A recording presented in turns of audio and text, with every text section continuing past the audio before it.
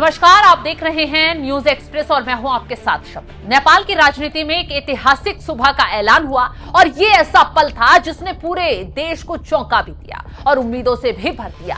35 साल का एक युवा जिसे लोग कभी रैपर के तौर पर जानते थे, आज वही शख्स देश की सत्ता की सबसे ऊंची कुर्सी पर बैठ चुका है। हम बात कर रहे हैं बालेन्द्र शाह की, जो अब नेपाल के सबसे युवा प्रधानमंत्री बन चुके हैं। नेपाल की राजधानी काठमांडू में स्थित शीतल निवास में शुक्रवार दोपहर 12:34 पर जब नेपाल के राष्ट्रपति रामचंद्र पौडेल ने बालेन्द्र शाह को प्रधानमंत्री पद की शपथ दिलाई, भारतीय समय के हिसाब से 12:19 हो रहे थे। और दिलचस्प बात यह है कि यह दिन था रामनवमी का, जिसे कई लोग एक प्रतीकात्मक शुरुआत भी मान रहे हैं। यह सिर्फ एक शपथ नहीं बल्कि एक पूरी राजनीतिक क्रांति का परिणाम है। 5 मार्च को हुए संसदीय चुनाव में बालेन्द्र शाह की पार्टी राष्ट्रीय स्वतंत्र पार्टी ने 275 में से 182 सीटें जीतकर इतिहास रच दिया।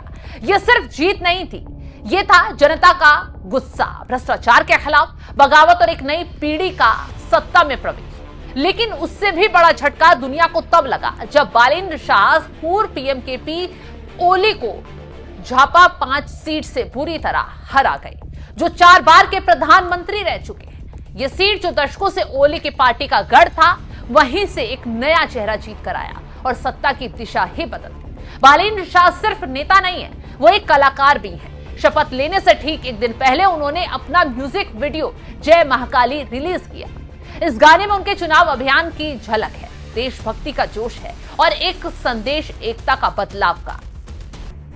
काठमांडू से आ रही खबरों की माने तो नई सरकार में 15 मंत्री शामिल हुए हैं। इसमें खास बात यह है कि 5 महिला मंत्री हैं और यह संकेत है कि नई सरकार सिर्फ बदलाव की बात नहीं कर रही है, बल्कि उसे लागू भी कर रही है। वित्त मंत्री डॉक्टर स्वर्णिम बागले, गृह मंत्री सुधन गुरुड़, विदेश मंत्री शिशिर खनाल और खुद बालेन्द्र शाह ने रक्षा और उद्योग मंत्रालय अपने पास रखा है।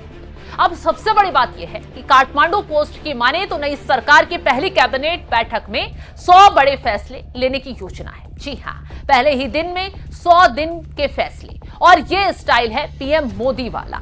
खबरों की माने तो उनका फोकस होगा सरकारी सेवाओं का डिजिटलीकरण, भ्रष्टाचार पर सख्त कार्रवाई, जनता को तुरंत राहत, प्रशासनिक सुधार। एक सरकारी अधिकारी ने तो यहां तक कह दिया है, पहले दिन ही जनता को असर दिखेगा। ये चुनाव यूं ही नहीं हुआ है। पिछले साल नेपाल में जेनजी युवाओं के बड़े आंदोलन हुए थे। भ्रष्टाचार, बेरोजगारी, पुरानी राजनीति से नाराजगी, इन सब ने मिलकर एक लहर बनाई और उसी लहर ने बालेन्द्र को सत्ता तक पहुंचा दिया। प्रधानमंत्री बनने के बाद बालेन्द्र शाह ने साफ कहा है, भारत और नेपाल के रिश्ते ऐतिहासिक हैं और हम इन्हें और मजबूत बनाएंगे। दोनों देशों के बीच सांस्कृतिक, धार्मिक और आर्थिक रिश्ते बेहद गहरे हैं और अब उम्मीद की जा रही है कि नई सरकार इन्हें और आगे बढ़ाएगी।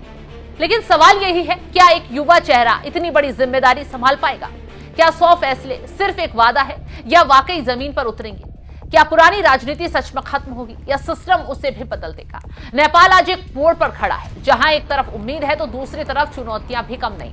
बालेन्द्र शाह के पास जनता का भरोसा है, युवाओं का समर्थन, लेकिन असली परीक्षा अब शुरू होती है, क्योंकि क्रांति करना आसान है लेकिन उसे कायम रखना सबसे मुश्किल है। नेपाल में बालेन्द्र युग की शुरुआत हो चुकी है। अब देखना होगा कि यह बदलाव इतिहास बनता है या सिर्फ एक कहानी बनकर रह जाता है। फिलहाल इस खबर को लेकर आप क्या कुछ राय रखते हैं, कमेंट बॉक्स में जरूर बताइएगा।